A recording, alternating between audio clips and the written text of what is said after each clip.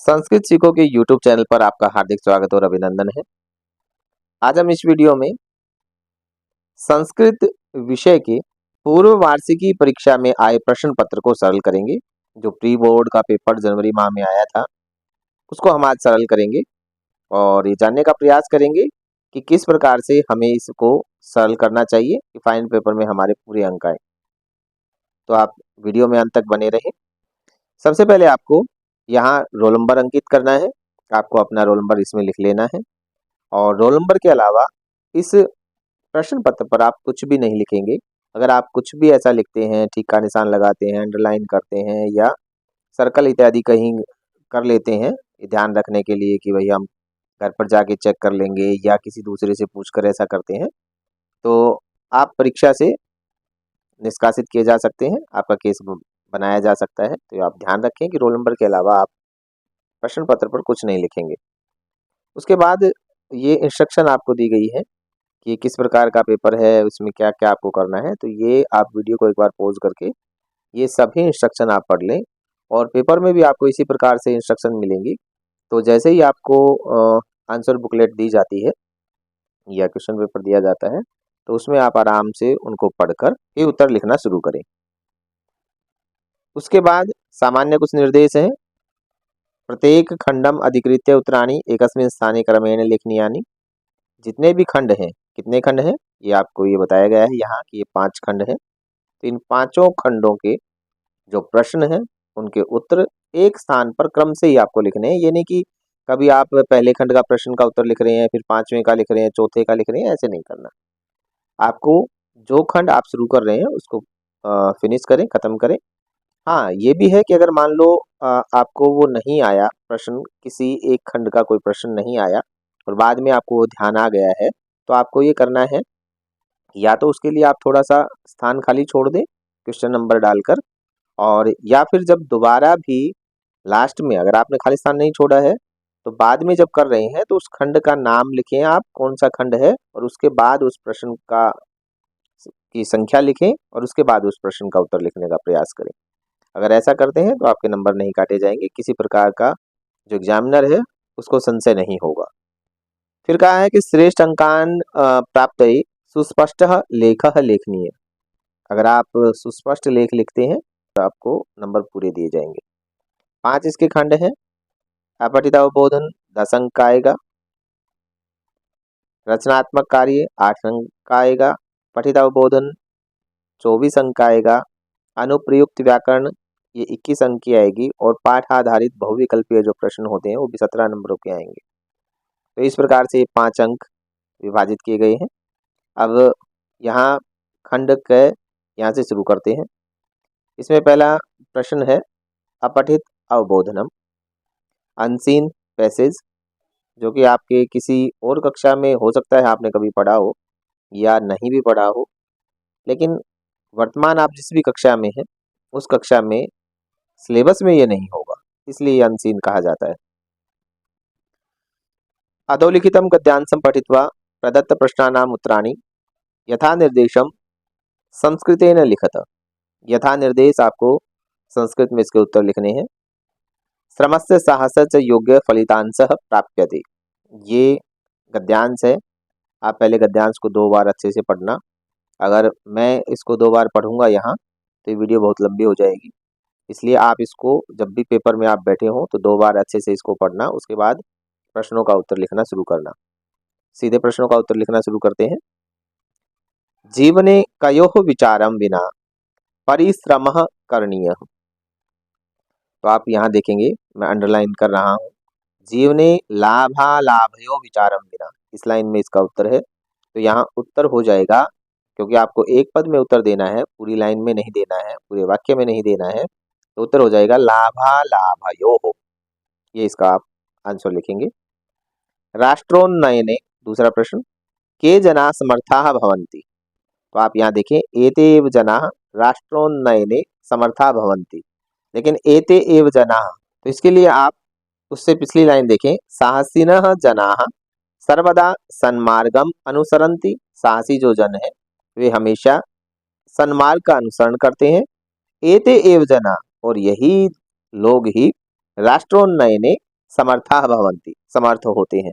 तो इसका उत्तर हमें पिछली लाइन में मिल रहा है, साहसिनः जना, एतेव जना, के एव ते जना, साहसिनः जना। तो उत्तर हो जाएगा साहसिनः जनाः। अगला प्रश्न, के जना सर्वदा सन्मार्गम अनुसरन्ति। ये हमने अभी देख ही लिया है कि साहसिनः जना सर्वथा सन्मार्गम अनुसरन्ति, लेकिन पूर्ण वाक्य में उत्तर आपको नहीं देना है। उत्तर हो जाएगा केवल साहसिनः जनाः। अब अगला जो प्रश्न है इसमें पूर्ण वाक्य में ही आपको उत्तर देना है, केवलम प्रश्न द्वयम, और यहाँ भी आपको 2 ही प्रश्न करने थे। 3 आप करते हैं तो भी आपको 2 प्रश्नों के ही अंक मिलेंगे। अधुना का आवश्यकता अस्ति, तो अंतिम लाइन में आप देख रहे हैं, अतः आवश्यकता अस्ति यत् देशस्य भाविनः नागरिकाः छात्राः साहसिनः कर्तव्यनिष्ठाश्च भवेयुः। अब आपको ध्यान ये रखना है कि जिस प्रकार से आपसे प्रश्न पूछा गया है उसी प्रकार से आपको उत्तर देना है। अनावश्यक जो चीजें हैं उनको आपको हटा देना है। चैनल पर एक वीडियो भी डाली गई है कि अपठित गद्यांश आप कैसे सरल करें, उसको आप देखते हुए और अच्छे से सीख सकते हैं किस प्रकार से आपको अपठित गद्यांश सरल करना चाहिए। तो इसका उत्तर बनेगा अधुना आवश्यकता अस्ति यत्, क्योंकि यहाँ देखो अधुना नहीं है गद्यांश में, लेकिन प्रश्न में आपसे पूछा गया है, तो आप शुरुआत वैसे ही करें जैसा आपसे पूछा गया है। अधुना आवश्यकता अस्ति यत् देशस्य भाविनः नागरिकाः छात्राः साहसिनः कर्तव्यनिष्ठाश्च भवेयुः। यहाँ तक आप लिखेंगे, पूर्ण वाक्य में उत्तर हो जाएगा। दूसरा प्रश्न देखें, के सम्यक पदम अलंकुर्वन्ति। तो इसका उत्तर आपको इस लाइन में मिल रहा है, साहसिनः विद्यार्थिनः सदैव कर्मयोगिनः भूत्वा सम्यक पदम अलंकुर्वन्ति। यहाँ तक इसका उत्तर हो जाएगा सदैव कर्मयोगिनः भूत्वा। इन शब्दों को आप छोड़ भी सकते हैं और लगा भी सकते हैं। अगला प्रश्न देखिए, श्रमस्य साहसस्य च कीदृशः फलितांशः प्राप्यते। तो पहली ही लाइन में इसका उत्तर आपको मिल जाएगा, श्रमस्य साहसस्य च योग्यः फलितांशः प्राप्यते। अगला प्रश्न है इसका, अस्य अनुच्छेदस्य कृते उपयुक्तम शीर्षकम संस्कृतेन लिखत। तो इसके लिए उपयुक्त शीर्षक क्या होगा, श्रमस्य साहसस्य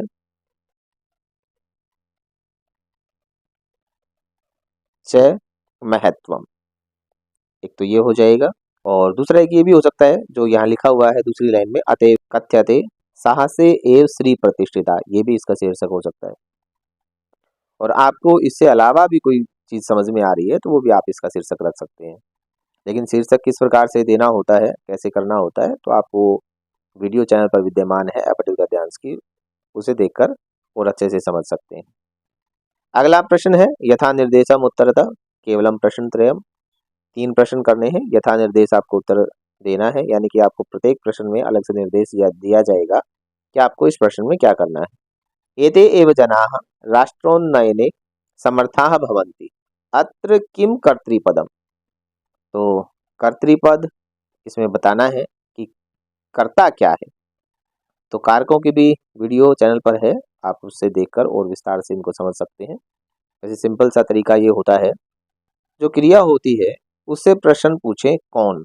जैसे यहाँ है समर्था भवन्ति, समर्थ हैं, तो कौन है, कौन समर्थ है, इसका उत्तर आपको क्या मिलेगा इससे देख के, जना। तो जना इसमें कर्तृपद हो जाएगा। एते भी अगर आप सोचते हैं कि एते भी तो इसी का है, लेकिन एते जो है वो जना का ही विशेषण कह सकते हैं। जना इति विशेष्य पदस्य विशेषण पदम किम। तो आप पैराग्राफ में देखेंगे बार बार आया है साहसिनः जनाः, तो इसका विशेषण हो जाएगा साहसिनः। अगला प्रश्न है, सक्षमाः इति पदस्य किम पर्याय पदम गद्यांशे प्रयुक्तम। इसका पर्याय पद आपको बताना है, सिनोनिम्स आपको बताना है। तो सक्षमा का पर्याय पद हो जाएगा समर्थाः। अगला प्रश्न, साहसिनः जनाः सर्वदा सन्मार्गम अनुसरन्ति, अस्मिन् वाक्ये क्रियापद, क्रियापद क्या प्रयुक्त किया गया है ये आपसे पूछा है। तो एक सिंपल सा मैं तरीका बताता हूँ क्रिया को पहचानने का, कि आप जब भी किसी सिंपल वाक्य में, सरल वाक्य में, अर्थात गद्यांश में क्योंकि गद्यांश में लगभग सरल वाक्यों का प्रयोग किया जाता है। श्लोक के अंदर तो कर्ता कर्म क्रिया आगे पीछे होते ही हैं, लेकिन गद्यांश में ऐसा नहीं होता है, अमूमन ऐसा नहीं होता है। लगभग 99% में जो आपको बता रहा हूँ, ये तरीका आपका फिट बैठ जाएगा। जब भी आपसे क्रियापद पूछा जाए तो सबसे अंतिम शब्द को देखना, वो अंतिम शब्द है उसी में क्रिया छिपी हुई होती है। यहाँ आप देखेंगे सबसे अंतिम क्या है, पहला है सासिनः, फिर जना, फिर सर्वदा, फिर सन्मार्गम, अंतिम शब्द है अनुसरन्ति। तो अनुसरन्ति यहाँ क्रियापद है। दूसरा प्रश्न देखें, रचनात्मकम कार्यम। रचनात्मक कार्य का ही आपको एक लेटर दिया जाता है, पत्र दिया जाता है, उसमें कुछ खालिस्तान दिए जाते हैं, 4 खालिस्तान है, और मंजूषा एक दी जाती है बॉक्स, जिसमें 4 उसके शब्द होंगे जो आपको भरने होंगे। तो कहा गया है भवती सौम्या, आप सौम्या हैं, विद्यालयत शैक्षिक भ्रमणाय भुवनेश्वरम गंतुम अनुमतिम धनराशिम च प्राप्तुम। शैक्षिक भ्रमण जा रहा है विद्यालय का, और वो भुवनेश्वर जा रहा है, वहां जाने के लिए अनुमति और धनराशि दोनों को प्राप्त करने के लिए स्वपित्रम प्रति, अपने पिता के प्रति, लिखितम पत्रम, लिखे पत्र में, को मंजूषा प्रदत्तई पदहि पूरित्वा, मंजूषा में जो प्रदत्त पद हैं उनसे पूर्ण करके भर के उत्तर पुस्तिकायाम लिखत, उत्तर पुस्तिका में आप लिखें।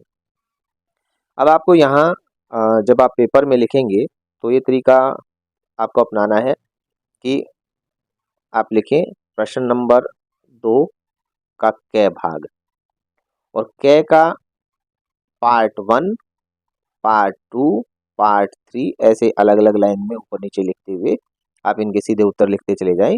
आप इस पूरे पेपर को दोबारा से उत्तर पुस्तिका पर लिखने का प्रयास न करें, उससे समय ही व्यर्थ होगा और आपका समय ज़्यादा जाएगा, मतलब परिश्रम ज़्यादा करना पड़ेगा, नंबर उतने ही आएंगे, सारा लिखोगे तब भी उतने ही आएंगे।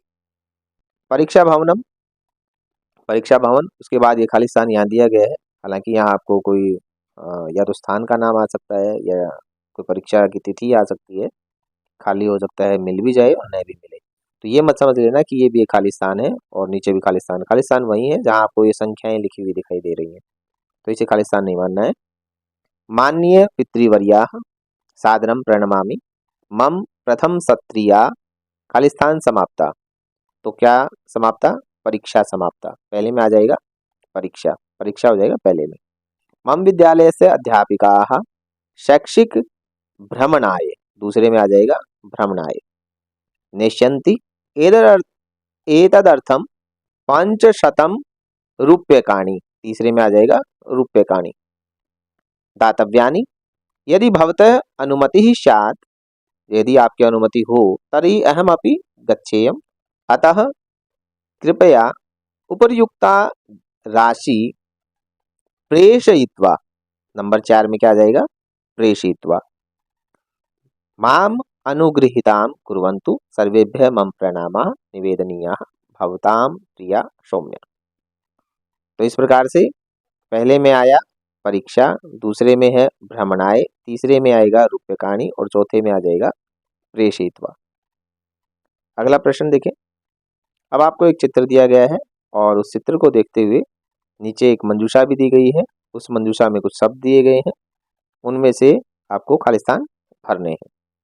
इदम चित्रम अस्ति, ये चित्र किस चीज़ का है? तो इसके लिए बार बार मैं कह रहा हूँ, इन सब के लिए अलग अलग प्रश्नों के लिए किस प्रकार से इनको सरल करना है, इसके लिए चैनल पर वीडियो है। अगर किसी को यहाँ से समझ में न आए तो उन वीडियो को जरूर देखें, आपका एक भी नंबर परीक्षा में नहीं कटेगा। इदम खालिस्तान चित्रम अस्ति, तो ये जंतुशाला का चित्र है, आप देख रहे हैं। तो पहले में आ जाएगा जंतुशालायाः। पंजरेषु वर्तन्ते, दूसरे में आ जाएगा जन्तवः, आप देख रहे हैं पिंजरों में जंतु हैं। जंतून दृष्ट्वा बालाः प्रसीदन्ति, तीसरे में बालाः आ जाएगा। और अस्माकं राष्ट्रीय पक्षी मयूरः नृत्यति, चौथे में खालिस्तान में मयूरः आएगा। अगला प्रश्न देखो, पठित अवबोधनम है ये। यहाँ निम्नलिखित गद्यांशम पठित्वा हिंदी भाषया सप्रसंग सरलार्थम लिखत। आपको सप्रसंग सरलार्थ लिखना है, हिंदी भाषा में लिखना है, लेकिन प्रसंग सहित लिखना है। तो ये 4 नंबर का रहेगा। आप ये ध्यान रखें कि जो मार्किंग स्कीम है बोर्ड की, उसमें स्पष्ट लिखा गया है कि इन 4 नंबर में 1 जमा 3 ऐसे आपको अंक दिए जाएंगे। अर्थात 1 अंक जो है वो प्रसंग लिखने का दिया जाएगा, 3 अंक आपको सरलार्थ लिखने के दिए जाएंगे। अगर आप सरलार्थ कितना भी अच्छा लिख देते हैं लेकिन प्रसंग नहीं लिखते हैं तो आपको 3 ही अंक आएंगे, उससे ज़्यादा नहीं आएंगे। आप केवल प्रसंग भी लिखते हैं तो आपको 1 अंक मिलेगा और 3 अंक आपके काट लिए जाएंगे। तो आप ध्यान रखें, सप्रसंग आप सरलार्थ लिखें। प्रसंग में आपको क्या लिखना होता है? पाठ्य पुस्तक का नाम, पाठ का नाम और लेखक का नाम, और सरलार्थ में तो उसका सरलार्थ करना ही होता है। तीसरे और चौथे प्रश्न में से मैं आपको संदर्भ बता दूंगा कि ये गद्यांश जो है कहाँ से लिया गया है, आप उस पाठ से पढ़ लें, नहीं तो वीडियो बहुत ज़्यादा लंबी हो जाएगी। तो कश्चनः निर्धनो जन, ये है विचित्र साक्षी नामक पाठ से, और एकः सिंहः, यह है सौहार्दम प्रकृति शोभा, इस पाठ से लिया गया है। तो आप इसका सप्रसंग सरलार्थ लिखें। चौथा प्रश्न जो है, एकेन राजसिंहेन या शोभा सरसो भवेत्। अब ये एक श्लोक दिया गया है और इस श्लोक का भी आपको सप्रसंग सरलार्थ करना है। यह श्लोक अन्योक्तयः नामक पाठ से लिया गया है, आप वहां से इसका सरलार्थ देखें। और ये जो दूसरा श्लोक दिया गया है, यह है शुचि पर्यावरणम नामक पाठ से लिया गया है। हरिदत्त शर्मा जी इसके राइटर हैं, वो आप देख लेना और वहां से इसका सप्रसंग सरलार्थ आप लिखें और याद करें। पांचवा जो प्रश्न है उसके 2 भाग है। तीसरे चौथे के भी 2 भाग थे, अथवा में थे, आपको 2-2 दिए गए थे। इस प्रश्न के 2 पार्ट कर दिए गए हैं। पहला पार्ट जो है उसके अंदर आपको 4 सूक्ति दी गई है और 2 का भावार्थ आपको लिखना होगा। अगर यह नहीं करते हैं तो आपको एक श्लोक दिया गया है और उसका अन्वय दिया गया है, और मंजूषा में भी कुछ पद दिए गए हैं जहां से आपको इनके खालिस्तान भरना होगा। तो आपकी मर्जी है, आप सूक्तियों का भावार्थ करें या अन्वय करें। अगर आप सूक्तियों का भावार्थ लिखते हैं तो वो आपको किस प्रकार से लिखना है उसको आप समझें, क्योंकि यहाँ आपको सूक्तयोः भावार्थम केवल भावार्थ पूछा है, आपसे सप्रसंग नहीं पूछा है। हालांकि फिर भी अगर आप प्रसंग लिखना चाहें तो लिख सकते हैं, लेकिन अगर अवॉइड करना चाहें तो आपको कोई जरूरी नहीं है, केवल भावार्थ आपको लिखना है। पहला है कै भाग में, सेवितव्यो महावृक्षः फलच्छाया समन्वितः। भावार्थ की आप हेडिंग बनाएं और लिखना शुरू करें कि फल और छाया से समन्वित किसी महान वृक्ष की ही हमें सेवा करनी चाहिए, साथ आश्रय लेना चाहिए। भाव यह है कि मनुष्यों को महान लोगों का ही अनुसरण करना चाहिए, उन्हीं के साथ उन्हीं की संगति करनी चाहिए, क्योंकि महान लोग ही किसी बड़े फलदार और छायादार वृक्ष की भांति होते हैं। अगर किसी कारणवश जैसे वृक्ष पर फल नहीं आते हैं तो छाया उसको कोई रोक नहीं सकता है, छाया को कोई रोक नहीं सकता है। उसी प्रकार से भी जो महान लोग होते हैं, सज्जन लोग होते हैं, अगर वो आपकी किसी प्रकार से सहायता करते हैं तो भी अच्छा है, सहायता नहीं भी करते हैं तो उनका संग करना, अनुसरण करना आपको कहीं ना कहीं आपके जीवन में बहुत ही फायदेमंद, लाभदायक रह सकता है। दूसरा, विद्वांस एव लोकेस्मिन् चक्षुष्मन्तः प्रकीर्तिताः, कि इस संसार में विद्वान लोग ही चक्षुष्मन्तः अर्थात आंखों वाले कहे गए हैं। तो कहने का भाव यह है कि जो सामान्य लोग होते हैं तो उनके तो चेहरे पर आंखें होती हैं, वो नाम मात्र ही होती हैं। असली आंखें तो ज्ञान रूपी आंखें हैं। अगर हम विद्या को ग्रहण करते हैं तो ही हम आंखों का उपयोग कर रहे हैं। भौतिक आंख केवल देखने भर के लिए है। कहने का भाव यह है कि जो लोग शास्त्रों का अनुसरण करते हैं, शास्त्रों को पढ़ते हैं, स्वाध्याय करते हैं, वही लोग इस संसार में आंखों वाले कहे गए। तीसरा देखो, समानशील व्यसनेषु सख्यम, मित्रता समान स्वभाव वाले मनुष्यों में ही सफल होती है।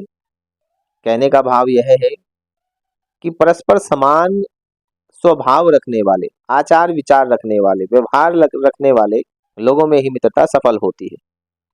अगर आप देखें सामान्य जन में भी कि मूर्खों की मूर्खों के साथ ही मित्रता होती है, बुद्धिमान लोगों की बुद्धिमान लोगों के साथ ही मित्रता होती है।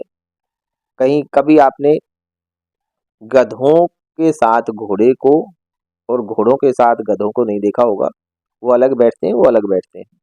तो जो जिसका जैसा स्वभाव होता है उन्हीं के साथ वो अपनी मित्रता को पूर्ण करता है, निभाता है। नंबर 4, आचारः प्रथमो धर्म। सदाचार से बढ़कर इस संसार में कुछ भी नहीं है। प्रथम धर्म, आपका सर्वप्रथम धर्म सदाचार ही है। कहने का भाव यह है कि केवल सदाचार ही आपका सबसे पहला धर्म है। प्राणों की भी परवाह न करके सदाचार की आपको रक्षा करनी चाहिए। अच्छा आचरण धर्म की सबसे पहली सीढ़ी है। तो जीवन में सफलता प्राप्त करने के लिए हमें हमेशा सत आचरण, सदाचरण का पालन करना चाहिए। लेकिन अभी आप देख पा रहे हैं कि इतना भावार्थ लिखने में आपको बहुत ज़्यादा समय लग जाएगा। तो मेरा आपसे यही निर्देश रहेगा कि आप सूक्तियों का भावार्थ लिखने की बजाय अगर आप अन्वय वाला प्रश्न करते हैं तो जल्दी भी होगा और गलती होने के भी चांसेस नहीं होंगे, नंबर नहीं कटेंगे। मतलब आलस्यम ही मनुष्याणाम शरीरस्थो महान रिपुः नास्ति उद्यम समो बंधु कृत्वा यम नावसीदति। तो पहले खाली स्थान में शब्द आएगा शरीरस्थः, मनुष्याणाम शरीरस्थः, यहाँ भी देख रहे हैं ना एक साथ ही लिखे हुए हैं। शरीरस्थः महान शत्रु, दूसरे में आएगा आलस्यम। मनुष्याणाम शरीरस्थः महान शत्रु आलस्यम। अब दूसरी लाइन में देखो उद्यम समः न अस्ति, तो तीसरे में आ जाएगा बंधु। उद्यम समः बंधु न अस्ति यम कृत्वा मनुष्य न, एक ही बच गया, अवसीदति। इसमें बहुत कम समय लगेगा और 4 नंबर आपको आ जाएंगे। तो आप अन्वय वाले प्रश्न को और अच्छे से समझना और उसी को करने का प्रयास करना। छठा प्रश्न है अधः प्रदत्तम गद्यांशम पठित्वा, गद्यांश को पढ़कर नीचे जो दिया गया है प्रश्नानाम उत्तराणि, प्रश्नों के उत्तर संस्कृतेन पूर्ण वाक्येन लिखत, संस्कृत में पूर्ण वाक्य में लिखें। केवलम प्रश्नत्रयम, 3 प्रश्न आपको करने, एक एक नंबर का ही रहेगा। पहला जो प्रश्न हमने किया था वो अनसीन पैसेज था, अपठित गद्यांश था। अब प्रश्न नंबर 6 और प्रश्न नंबर 7 ये दोनों सीन पैसेज अर्थात आपके पाठ से ही दिए गए पैसेज हैं। एक में आपको गद्यांश दिया जाएगा, एक में आपको श्लोक दिया जाएगा, उनमें से आपको प्रश्नों को छांटना है। तो देखते हैं कैसे। देवलाख्य क्या अस्ति, तो आप देख रहे हैं यहाँ देवलाख्य क्या है, ग्राम। तो आप इसका उत्तर देंगे देवलाख्य ग्राम अस्ति, कह के स्थान पर आप ग्राम को रख देंगे। और अगर आप सीधे सीधे ऐसे भी लिखते हैं अस्ति देवलाख्यो ग्राम, तो भी आपका अंक नहीं कटेगा। लेकिन सर्वशुद्ध अगर आप लिखना चाहें तो यही होगा देवलाख्य ग्राम अस्ति। दूसरा प्रश्न ग्रामे कः वसति स्म, तो राज सिंह नाम राजपुत्र वसति स्म। तत्र, तत्र के स्थान पर आप ग्रामे लिखें क्योंकि ग्रामे प्रश्न में पूछा गया है। तो इसका आप उत्तर बनाएंगे ग्रामे राज सिंह नाम राजपुत्र वसति स्म। अगला प्रश्न राज सिंह से भार्या का अस्ति, तो राज सिंह की भार्या जो है वो पूछा है आपसे, तो उसकी भार्या का नाम था बुद्धिमती। तो उत्तर क्या बनेगा राज सिंह से भार्या बुद्धिमती अस्ति। अगला प्रश्न है केनापि अस्य संधि विच्छेदः क, तो केनापि एक शब्द दिया है उसका संधि विच्छेद आपसे पूछा है, तो इसका संधि विच्छेद हो जाएगा केन धन अपि, ये इसका संधि विच्छेद होगा। अगला प्रश्न एक श्लोक दिया गया है और उसमें से आपको पूर्ण वाक्य में उत्तर देने हैं। पहला प्रश्न कीदृशः वृक्षः सेवितव्यः, तो आपको यहाँ दिया गया है सेवितव्यो महावृक्षः, तो आप उत्तर में लिखें महावृक्षः सेवितव्यः, या आप पूरा ऐसे भी लिख सकते हैं फलच्छाया समन्वित महावृक्षः सेवितव्यः। अगर फिर भी कुछ भी समझ में नहीं आए तो पूरी की पूरी लाइन को भी लिख देंगे, तो भी एग्जामिनर जो है जब इसको चेक करेगा तो आपको पूरे अंक देगा, क्योंकि संस्कृत में कर्ता कर्म क्रिया को आगे पीछे अगर आप लिखते हैं तो वो गलत नहीं होता है। देवात किम नास्ति, तो देवात फलम नास्ति। अगला है नास्ति अत्र का संधिच्छेद, तो नास्ति का संधिच्छेद क्या हो जाएगा न धन अस्ति, न धन अस्ति। अगला प्रश्न है प्रश्न निर्माण करने का, आपको प्रश्न निर्माण करना है।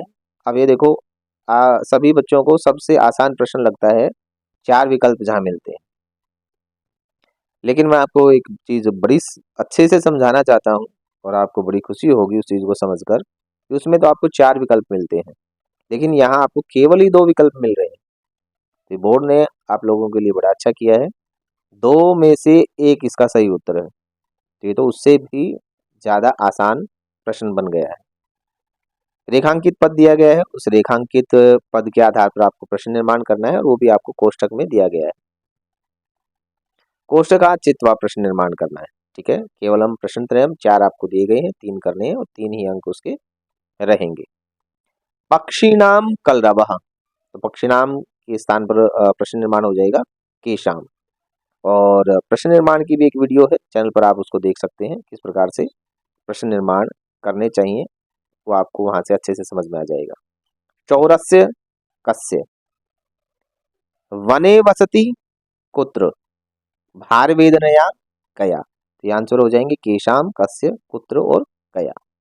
9वां प्रश्न है, प्रश्न पत्रे लिखित श्लोकान विहाय, प्रश्न पत्र में लिखित श्लोकों को छोड़कर सेमुसी भाग 2 पाठ्य पुस्तकात, सेमुसी भाग 2 पाठ्य पुस्तक से एक कंठस्थ श्लोक संस्कृत भाषा या लिखित, संस्कृत भाषा में आप लिखें। सबसे अच्छा तरीका यही है कि आप किसी एक पाठ से 4-5 श्लोक याद कर लें, जो या मुख्य मुख्य है 4-5 श्लोक वो याद कर लें और एक कंठस्थ श्लोक पेपर में लिखें। 4 अंक का ये प्रश्न होता है, 4 अंक आपको सीधे सीधे मिल जाएंगे। अगला प्रश्न है अनुप्रयुक्त व्याकरणम, खंड घ। यहाँ आपको दीर्घ संधि और व्यंजन संधि की परिभाषा लिखनी है हिंदी भाषा में और उदाहरण उसका संस्कृत भाषा में लिखना है। समास, तत्पुरुष और बहुव्रीहि समास की परिभाषा हिंदी भाषा में, उदाहरण संस्कृत भाषा में आपको लिखना है। कर्ता कारक और अपादान कारक की परिभाषा हिंदी भाषा में और उदाहरण संस्कृत भाषा में लिखना है। ये इस बात का आप विशेष ध्यान रखें। चैनल पर वीडियो है, वहां से आप इसको देख लें। तो ये आसान है, ये आप कर सकते हैं। 11वां प्रश्न देखो, राम शब्द से तृतीय एक वचने रामेण, राम शब्द से तृतीय एक वचन रामेण बनता है। बालक शब्द से पंचमी द्विवचने, बालक शब्द से पंचमी द्विवचन में क्या बनेगा, बालकाभ्याम, बालकाभ्याम। लता शब्द से पंचमी बहुवचन में बन जाएगा लताभ्यः, विसर्ग आएंगे। मुनि शब्द से प्रथमा बहुवचने, मुनि शब्द से प्रथमा बहुवचन में क्या बनेगा, मुनि मुनि मुनयः, ये बन जाएगा मुनयः। पितृ शब्द से प्रथमा एक वचन, पितृ शब्द से प्रथमा एक वचन में बनता है पिता। किम स्त्रीलिंग शब्द की षष्ठी बहुवचन में क्या बनेगा, कासाम।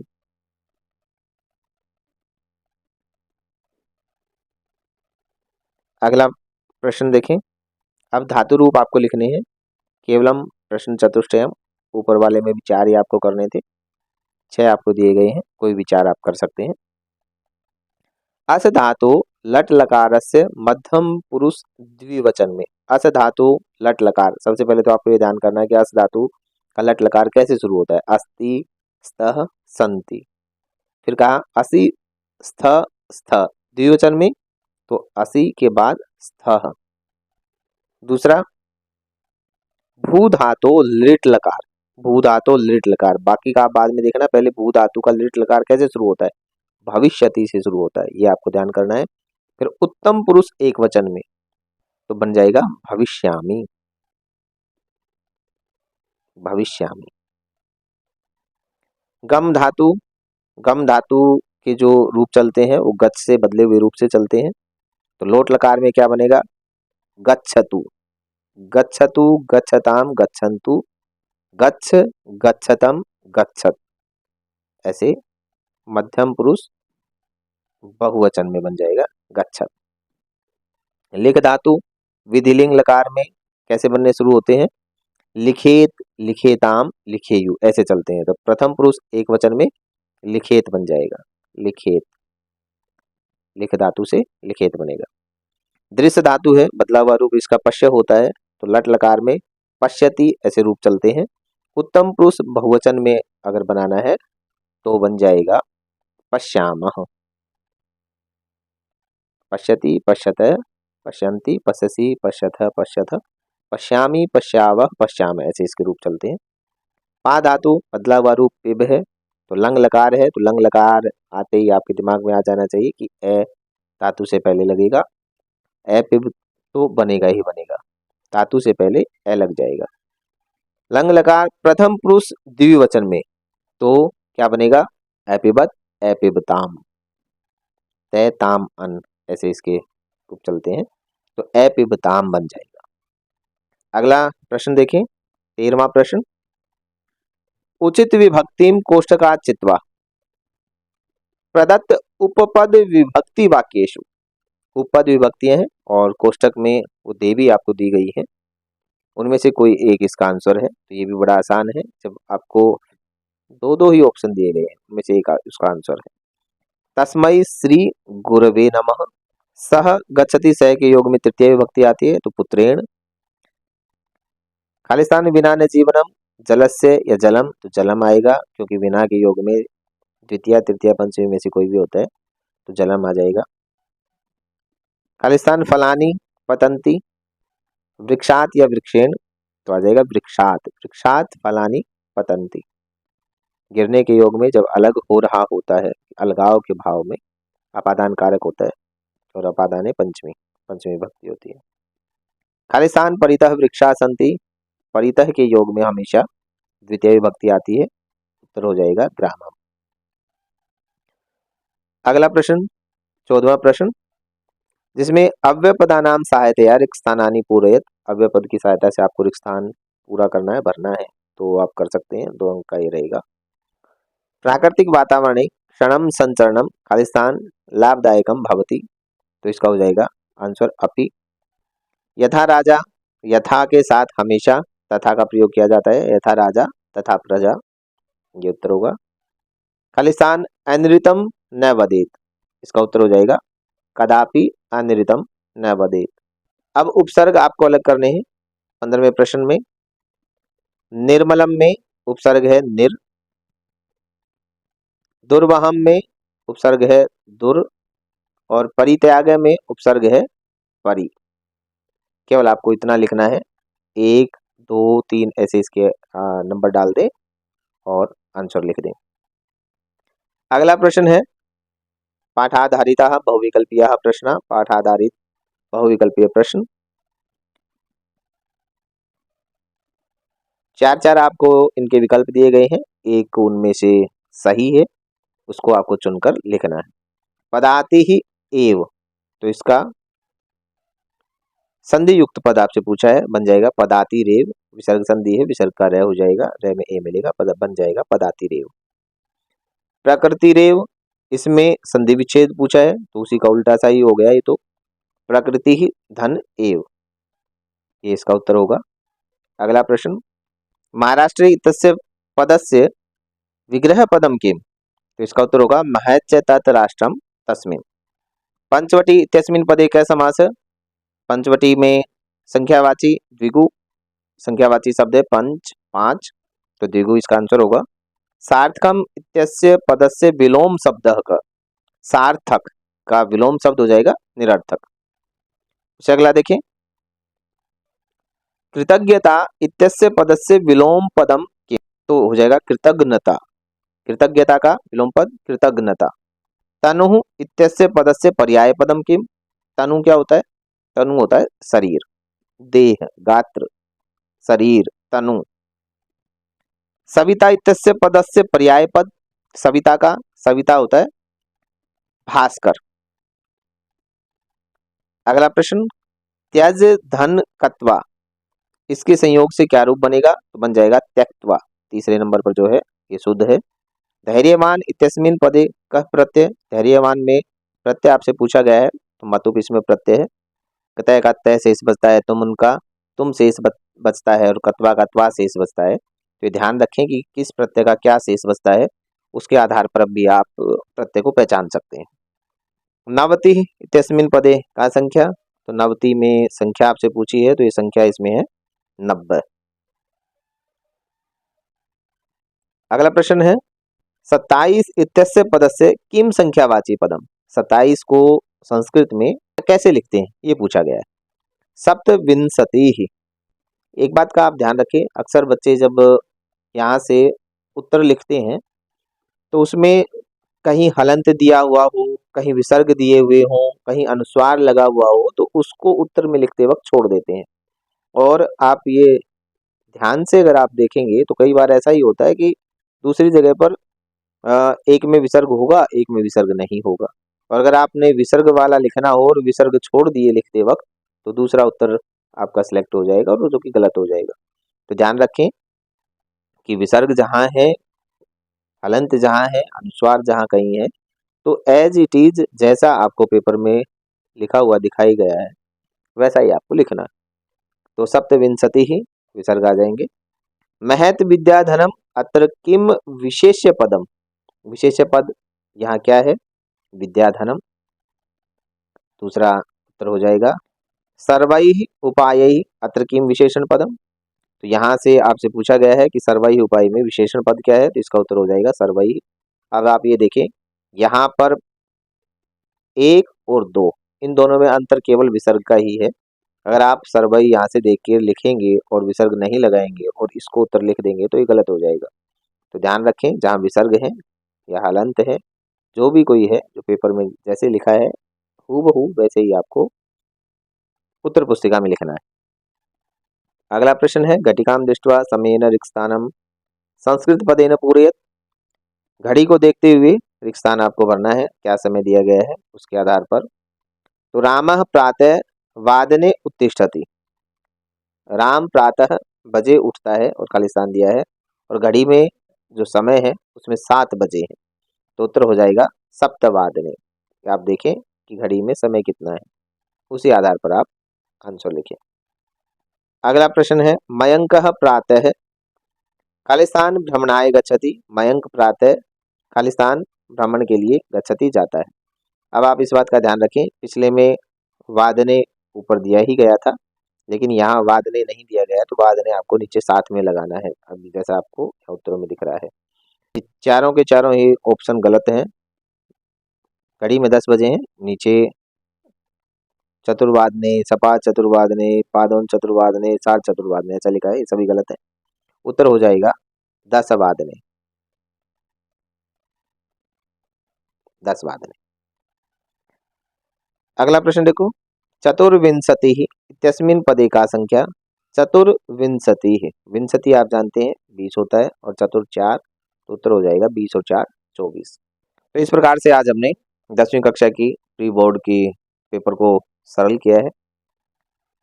तो आप चैनल पर बने रहें, वीडियो को लाइक करें, अपने मित्रों के साथ शेयर भी करें, चैनल को सब्सक्राइब करें, बेल आइकन को भी दबाएं।